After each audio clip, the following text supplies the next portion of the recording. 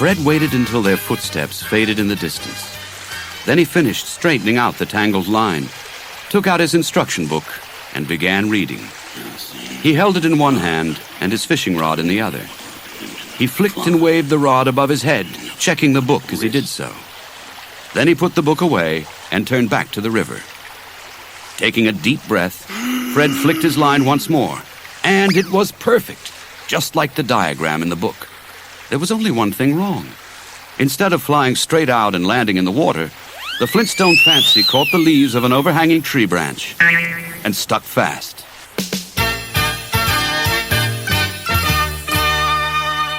Barney, meantime, was having great luck. Bam Bam jumped up and down and shouted with delight every time Barney landed another fat fish. I think that's enough, Bam Bam, said Barney. Let's go see how Uncle Fred is doing. Whatever are you doing, Fred? Cried Barney as they came along the bank. Fred was clinging to the tree branch, trying to reach the line caught in the leaves. The branch was bending, and Fred was slipping. Don't move, Fred! Cried Barney. He dashed back to the picnic place.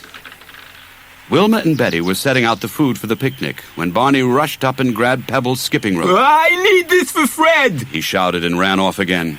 Don't tell me that Fred's given up fishing for skipping, said Wilma. I think we'd better go and see what he's up to.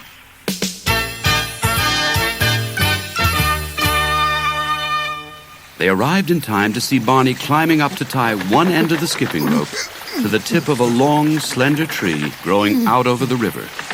He threw the other end to Fred. Tie it round you, Fred! He cried. It's a safety line! Thanks, gasped Fred, struggling to tie the rope with one hand. At last he managed it, but at the same moment he lost his balance and fell off the branch. Oh, dear! Cried Wilma. He'll get wet! But he didn't.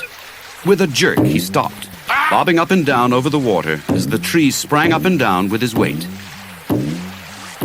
I'm coming, Fred! Cried Barney. Hang on! There's nothing else I can do! Fred shouted back.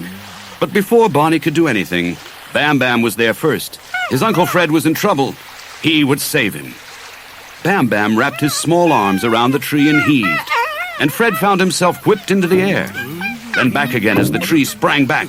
But Bam Bam wasn't giving up. The tree whipped to and fro. Fred bounced up and down. Hi, Fred! Shouted Barney. You look like a worm on a fishing line.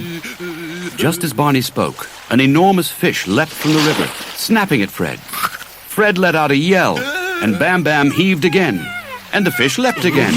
Maybe the fish is just being playful, said Betty. Licking its lips, cried Fred. Do something, somebody! At that moment, Barney's knot came loose from the tree. As the fish made another grab, Fred landed on it, and they both disappeared with an enormous splash. Bam Bam picked up the loose end of the skipping rope, put it over his shoulder, and dragged Fred into shallow water. Fred was clutching the fish. The others helped him out of the river and up the bank. By this time, the Flintstone Fancy had come free from the leaves. Fred gathered up his fishing tackle. Then he and Barney between them carried the fish back to the picnic place.